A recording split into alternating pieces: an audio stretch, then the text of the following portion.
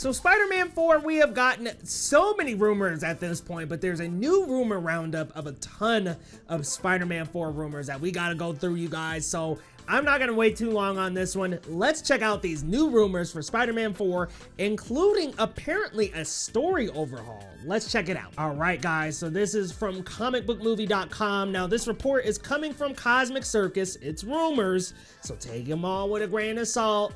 But I will say Alex from My Cosmic Circus has a pretty good track record, so it's not that this is coming from somebody like Rejected Scooper, for example, who has a pretty poor track record.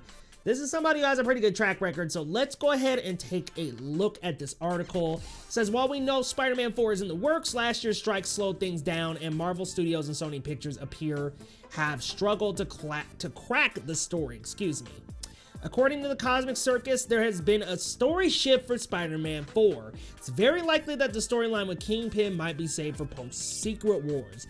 As for MCU, Norman or Otto, not yet, but soon. Oh man, well, I really wanted like a Kingpin storyline where it was like, okay, Spider-Man unites the Marvel Street Team, and the Marvel Street Team and Spider-Man take on Kingpin and like a street level like gang, him and other criminals like Bullseye and other people. Ah man, that's kind of a bummer. I really was looking forward to Vincent D'Onofrio and Tom Holland facing off, man. Like honestly, I would love to see that. And that will be so cool, but I understand that kind of takes away from Tom's spotlight a little.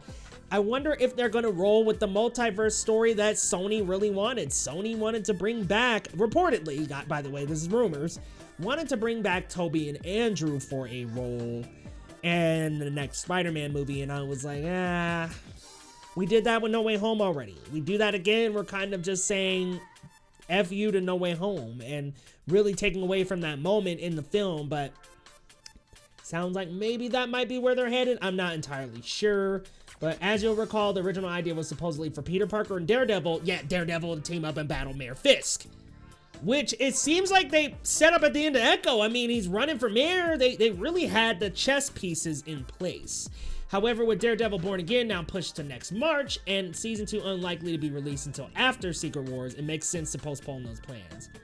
That's fair, but come on, man. Come on, man. I wanted that street level Spider-Man story, man.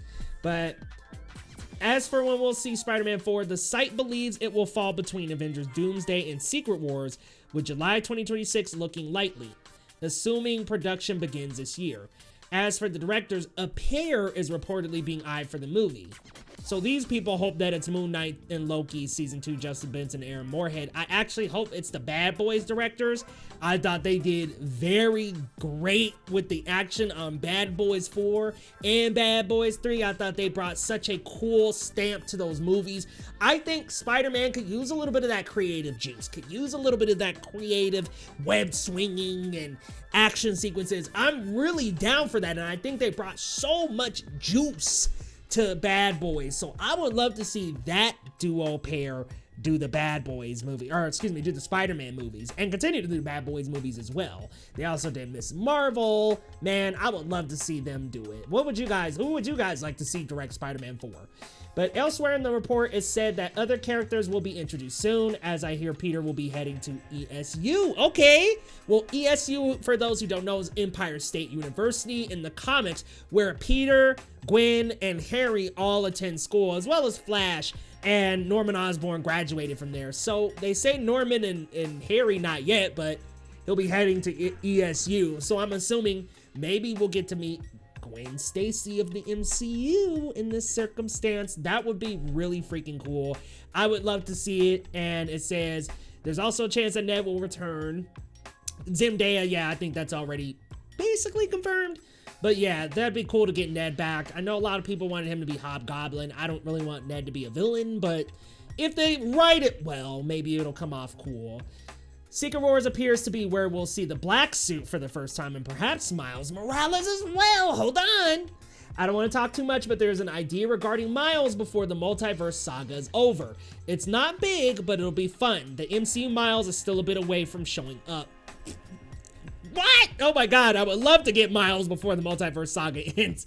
Oh my goodness, that'd be so cool to get Miles Morales in this, wrapped up in this gang, in this journey, man. I would love to see him in live action, but I mean, one of my theories is that Miles Morales live action is gonna debut in Beyond the Spider-Verse, but we'll see. We'll see what Marvel has tucked under their sleeves, guys. I'm a little upset about the no Fisk. That's pretty disappointing.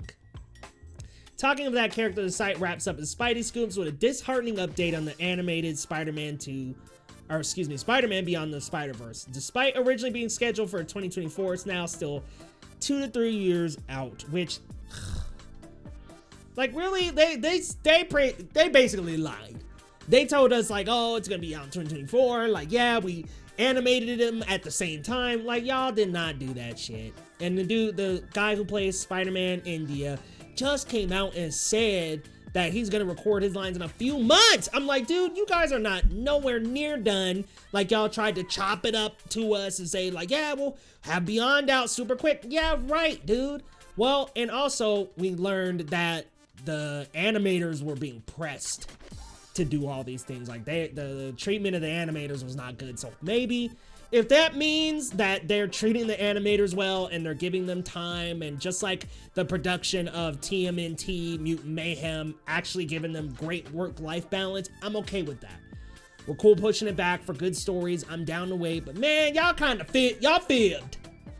Many fans had hoped Comic-Con or D23 might bring some Spider-Man news, but with the web slinger, it's still a Sony Pictures own character. That was always highly unlikely, and I've been saying this a lot on Twitter, and I will say it again on here on YouTube. Yeah, Spider-Man's owned by Sony, so there's just no big chance that he's gonna be swinging into D23 or swinging into Comic-Con with some news and some updates. Like, there's just no chance of that happening. Sony's like, no, that's our character. We're not gonna let you do that, Disney. Sorry. Good luck with the rest of your slate. So I knew that that was not gonna happen, but man, it's disappointing to hear about the story changing. Disappointing to hear about the 2 to 3 years out, but Spider-Man, as y'all can see, my favorite character in Marvel Comics. So I'm down to wait. I'm down for more, but I was really looking forward to like a grounded Spider-Man Tom Holland movie, because we got that in Homecoming. I like that Homecoming stayed pretty inside baseball. Far From Home, we were outside of New York for a lot of it, but it still stayed pretty self-contained. And then we had No Way Home, which got very multiversal, and it was great, by the way. I love No Way Home. It's my favorite MCU movie, period. But I don't want to do the multiverse thing again, because that takes away from that magic that No Way Home brought, those fantastic moments, bringing back Toby and Andrew. That was such a phenomenal moment for moviegoers. I mean, it was like a miracle had happened, really. So I don't want to take that away from No Way Home by just making another Spider-Man movie where Toby and Andrew have a huge role. That's taking away, in my opinion, from No Way Home. But y'all gotta let me know what you think about these rumored Spider-Man updates, because some of them good, like the ESU, some of them, and the black suit, and Miles, some of them, like the story change, maybe not the best.